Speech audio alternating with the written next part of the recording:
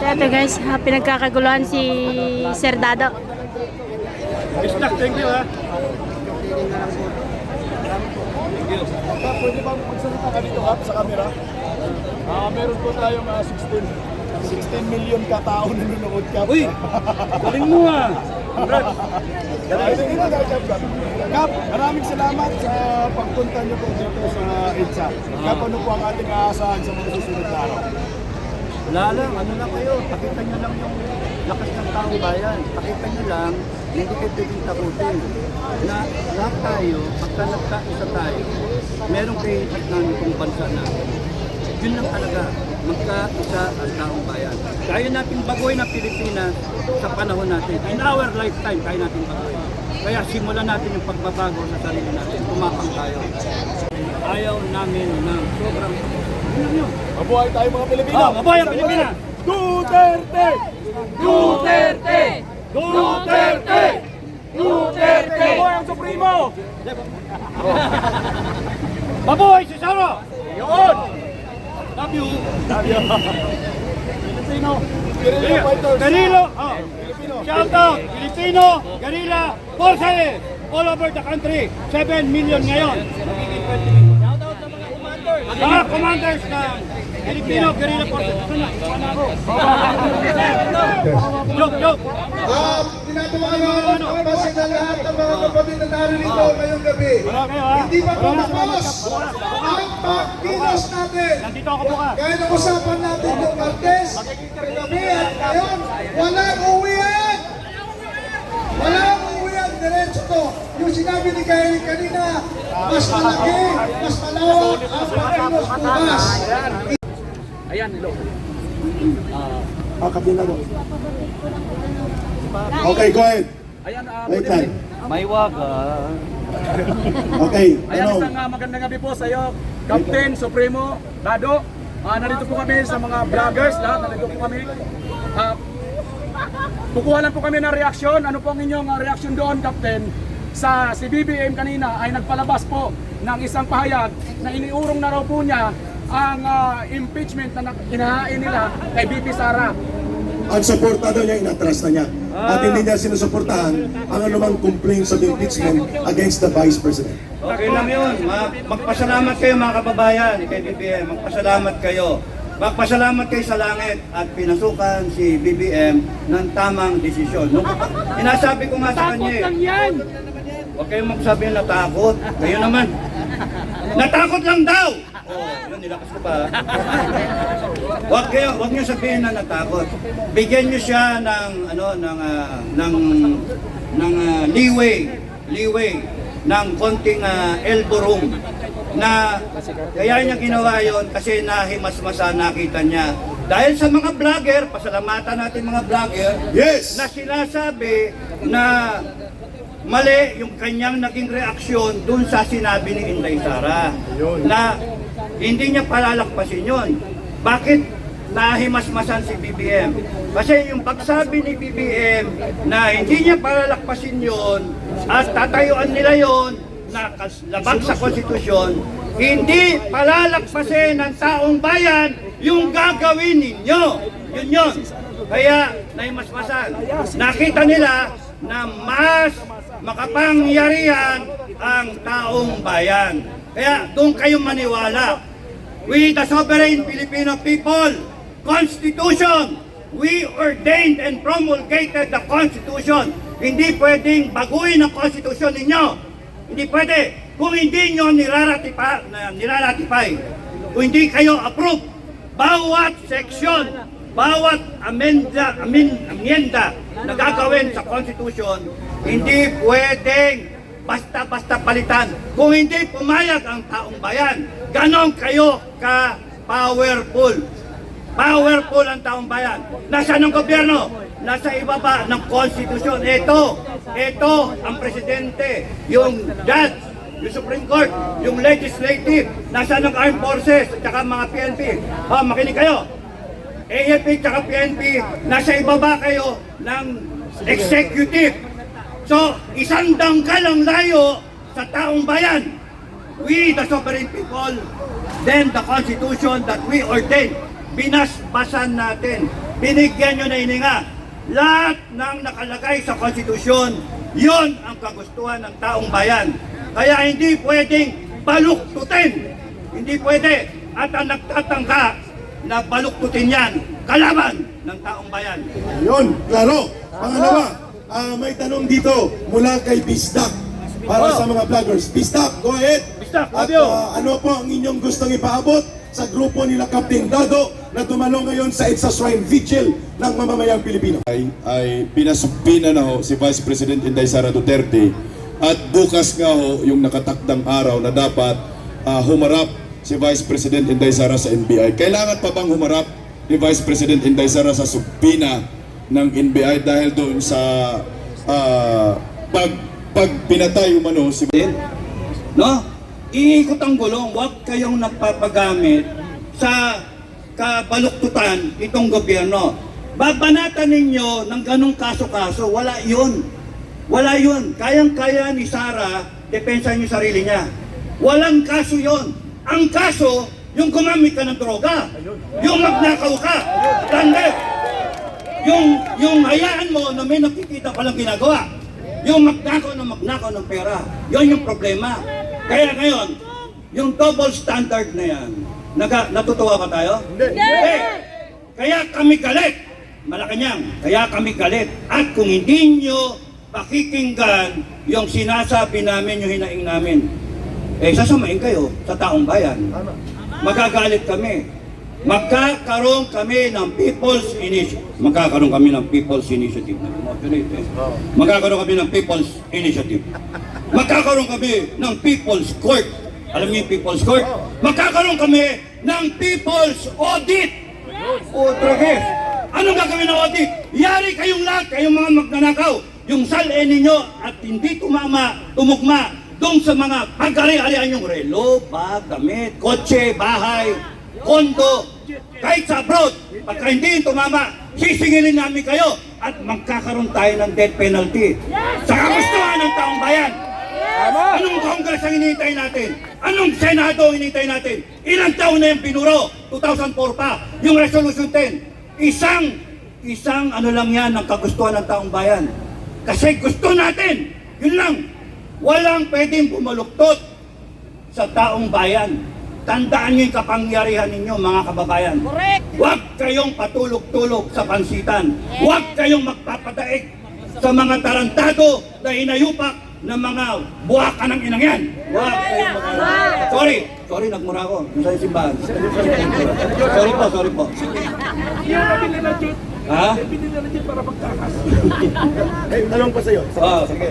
Ito mga kababayan, we have to address the elephant in the room, so to speak. Nandito na ang mga retired officers, may mga general, may mga kapitan, may mga koronel. Malinaw ang binanggit ni former President Duterte. Makinig ka po, former Chief Justice Lucas Bersamin, na ngayon ay Executive Secretary. Hindi po ipinanawagan ni Pangulong Duterte na magkudita. Hindi siya nanawagan na mag-mutiny. Ang sabi niya, nagtatanong siya sa Armed Forces of the Philippines. Kaya niyo bang panindigan at tiisin na mayroon kayong Commander-in-Chief na nabubulit sa lulong o illegal na droga or drug addict president as Commander-in-Chief? Anong reaksyon niyo nito? Ito ba, Captain Dado, ay isang pang-uupak upang magkudita ang military na siyang tingin ngayon ng Malacanang kay Digong? Wala, mahina talaga utak ng mga nandun eh. Hindi yon inciting to sedition. Bakit kasi? Inciting to do the right thing. Yun. Yung sedition, aaklas ka sa gobyerno. Yung doing the right thing, sasamahan mo yung taong bayan. Yun yun. Pagtatanggol mo yung taong bayan, yung interes ng taong bayan. Malayo ang diferensya. Anong inciting to sedition? Salita lang yan. Salita lang yan. Yan, inimbento ng mga lawyer natin, ng mga judge natin. Bakit kayo nagpapa-under dyan? Tayo ang nasa ibabaw. Tayo, yung konstitusyon. Kanilang pensyon ay nangangamba din po na naubusan na ng pondo. Ano po ba sasabihin po? Ang masasagot yan ni Commander Bukay, General Mitran. Salamat sir. Okay, ako ang sasagot doon. Nangangamba? Dalawa yan. Nangangamba? Talagang nangangamba kami Ilang taon na lumipas yan. Hinahabol ko ang 4.9 billion na karating na ito sa Pangulong Marcos, kay Secretary Lagdamio, at saka sa ARTA, at saka sa Ombudsman, at saka kay National Defense Secretary Teodoro. Ako mismo ang lumalaban dito. Anong nangyari? Wala na ako natakbuhan. Kawawa naman ang Pilipino. Wala na tayo tatakbuhan. Saan ba tayo tatakbo ngayon?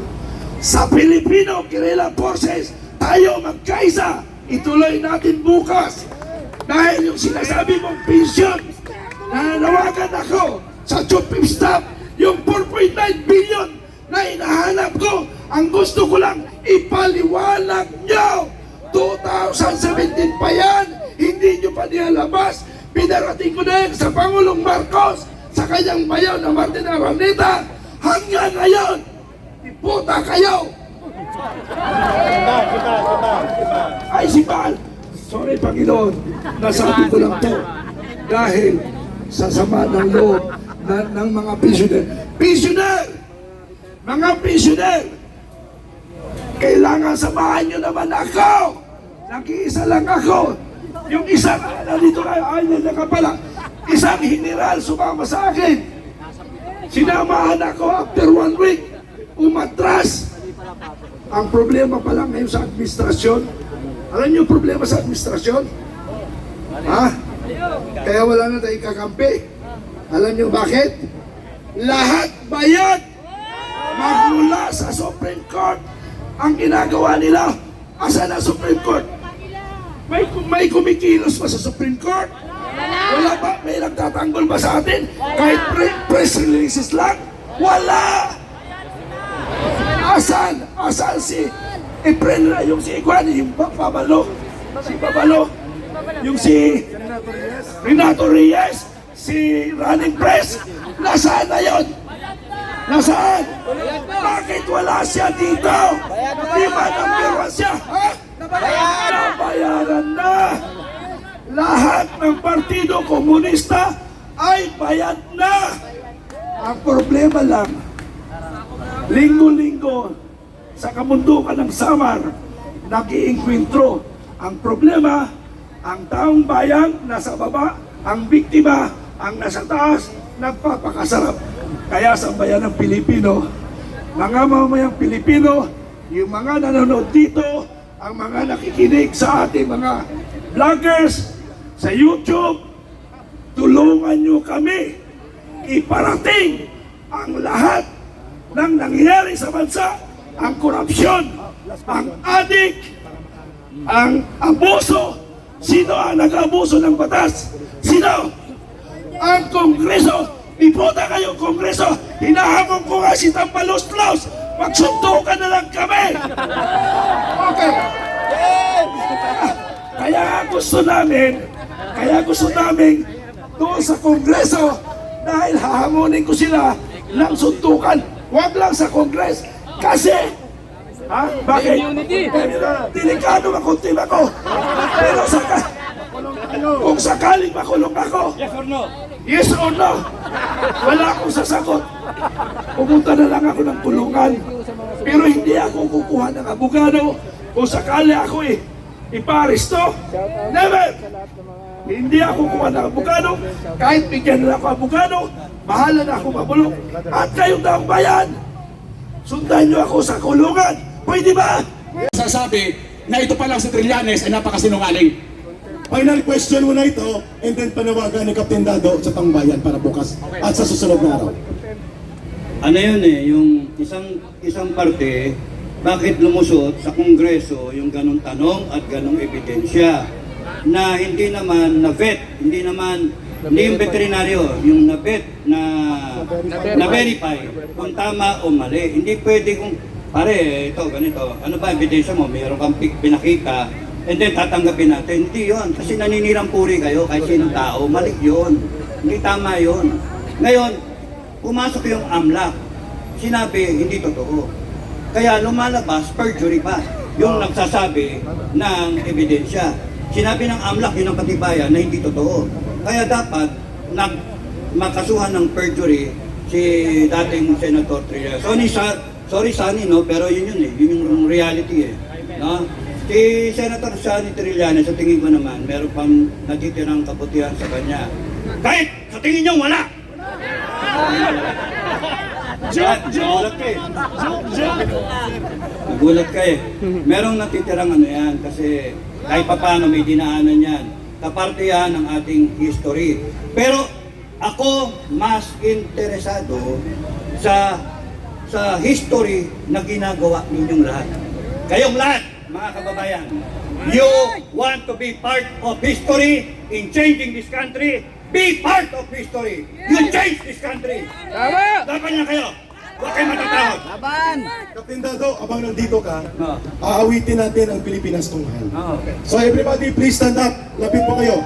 Samahan natin ang grupo nila Supremo, Captain Dado, General Simoy, Colonel Mitran, and the rest of the Filipino Guerrilla Forces, retired military and police officers na nandito. Samahan niyo po ako, si Ka Eric, madamdaming pag-aalay ng awitin sa gabi ng pagpupuyak at gabi ng pagbangon ng kasaysayan ng mamamayang Pilipino. Ready? Kung pwede po ang mga cellphone muli, pailawin, dahil wala na tayong kandila, pailawin natin, please. Eboy, tanging ikaw. Everybody, please sing with us. Pilipinas kong mahal, ang puso ko at buhay man sa iyo'y bibigay, tungkulin kong gagampanan, na lagi kang paglingkuran, ang laya mo'y babantayan, Pilipinas ko, isa pa, ang bayan ko'y tanging ikaw. Pilipinas kong mahal, ang puso ko at buhay man sa iyo'y ibibigay, tungkulin ko'y gagampanan, na lagi kang paglingkuran, ang laya mo'y babantayan, Pilipinas kong hirap. Sapa! Kaysay sa sariling bayan, kung walang alipin at may kalayaan, ang bayan sinisiil, bukas ay babangon din, ang silangay pupula sa tinyas ng paglaya. Go! Ibon man may layang lumipad, kulungin mo at umiiyak, bayan pa kayang sagdal dilag, ang dimag na sa makaanpan.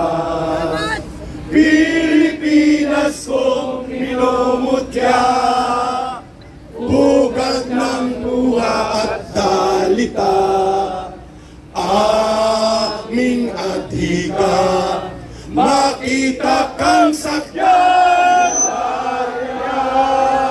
aming adhika, makita kang sakyan, laya. Mabuhay ang sambayan ng Pilipino, mahalin natin ang bansang Pilipinas. Walang ibang magmamahal nito, kundi tayo rin mga Pilipino. Maraming salamat sa Panginoon. Maraming salamat sa Panginoon. At binibigyan nyo kami ng pagkakataon, binibigyan nyo kami ng lakas ng loob at tamang pag-iisip para makita kung ano ang tama at maganda para sa bansang ito. Laban na kayo mga kababayan. Maraming salamat. Okay na muna tayo. Panginoon, gabayan ninyo ang mga ganitong uri ng mga lingkod bayan kagaya nila Captain Dado. Dito muna tayo mag-break. May announcement lang si Ma'am MJ. Yes.